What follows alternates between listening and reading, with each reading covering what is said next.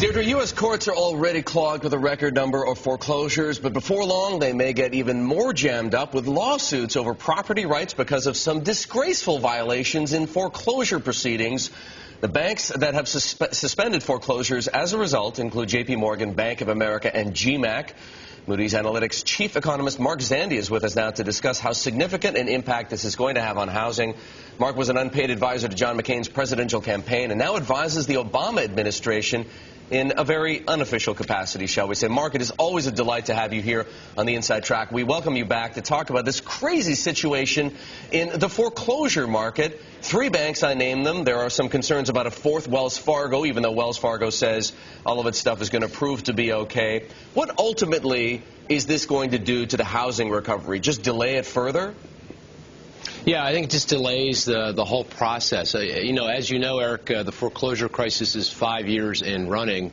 And even if things went very smoothly, it'd take another couple, 3 years. And this has the potential for lengthening the whole process out quite significantly. It does depend on how widespread the problem is, and we're finding that out now. And perhaps more importantly, how the courts interpret all of this and how significant the delays are. Well, very hard for you, Mark, to anticipate how any one judge might act, but based on the fact that these are violations by banks that are supposed to follow very strict procedures when it comes to repossessing a home, how do you think, how would you expect courts on balance will behave?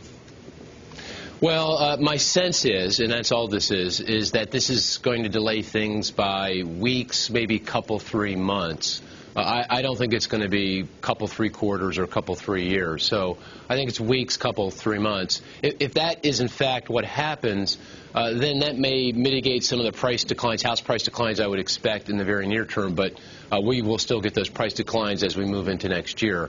If it's any longer than that, though, then the price declines that I had anticipated late this year, early next, won't be as significant, but the price weakness, the house price weakness, will extend further out into the future. The housing market won't get going here for longer. Mark, for those of us following this story, how should we feel? Outrage? Some of these banks were the very same ones that were all too eager to lend to people. Teaser loans, for example, subprime loans. Now, for some of those very same customers, the banks appear to be far too eager to repossess the home, cutting corners in all kinds of ways, signing affidavits without having even read the documentation. Yeah, well, there's a lot of room for outrage, but in this case, I think it's just that the mortgage servicers, the folks that have to work through the foreclosure process, are just overwhelmed, that there are so many foreclosures and other mortgage problems that they're looking for ways to make this process work a little bit faster and move through the loans. It's not right. They shouldn't do it. And hopefully it's not symptomatic of broader problems, but in this case, I think it's more a paperwork issue than it is something more fundamental. But I guess we're going to have to find that out. Mark, we're going to come back with you in just a couple of minutes, but right now your best guess, is it symptomatic of bigger problems or not? And then we're going to continue our conversation on the other side of the break. I'd be surprised, just because the mortgage service industry has been under extreme scrutiny for such a long time. I'd be surprised if it's all right, Mark, we're coming back with you. Mark Zandi of Moody's Analytics.